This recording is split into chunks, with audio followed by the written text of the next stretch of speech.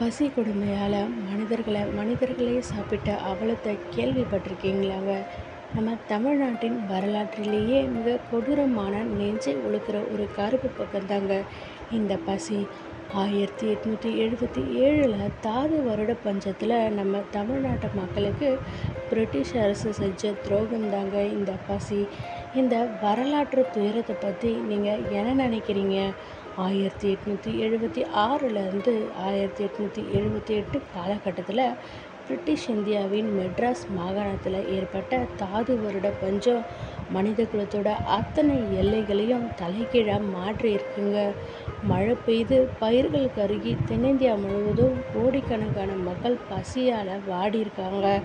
கிராமங்களுக்கு கிராமமாக பசியால் மடிந்து விழுந்து இருக்காங்க. இப்படிப்பட்ட இந்த பசி கொடுமையின் உச்சத்தால் வேற வழியே இல்லாத அசாத்திய விரக்தியில் மனிதர்கள் சக மனிதர்களோட உடல்களையே தின்னும் நிலைக்கு தள்ளப்பட்டதா வரலாற்று பதிவுகள் கூறுதுங்க. இந்த பசின்றது மனுஷனை மட்டும் இல்லைங்க, எந்த உயிரினத்தையும் வாட்டி வதைக்கிற ஒரு கொடிய உணர்வுன்னு தான் சொல்லணும்.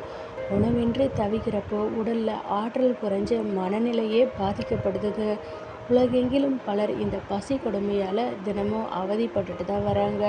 பசி கொடுமையோட ஆழத்தை புரிஞ்சுக்கணுன்னா இது வெறும் இயற்கை பேரிடர் மட்டும் இல்லைங்க. விக்டோரியா மகாராணியோட பிரிட்டிஷ் காலனித்துவ அரசு இங்கே இருக்க மக்கள் பசியால் செத்து கொண்டிருக்கும் போது கூட இங்கேருந்து டன் கணக்கில் உணவை வெளிநாட்டுக்கு ஏற்றுமதி செஞ்சுருக்காங்க. இந்த கொடூரமான கொள்கையால் 50 லட்சத்துக்கும் அதிகமான உயிர்கள் பறி போயிருக்குங்க. 3 நாளாக பசி இல்லைன்னு மருந்து கேட்டார் பணக்காரு. அந்த வியாதி எனக்கு வராதா டாக்டர் என கவலையோடு கேட்டிருக்காரு ஒரு ஏழை. இந்த மாதிரி ஒரு குடும்ப தலைவன் பசி வெறியில் அலைபவரிடமிருந்து தன்னோட மெலிந்து போன குடும்பத்தை காக்க கையில் கம்போடு காவல் காக்கிற காட்சி பார்ப்பவரோட நெஞ்சை பிளப்பதாக இருக்குங்க. இன்றைக்கி நாம் உண்ணுற ஒவ்வொரு பருக்க சோறும் எவ்வளவு மதிப்பு மிக்கது என்பதை இந்த வரலாற்று சான்று உணர்த்துதுங்க.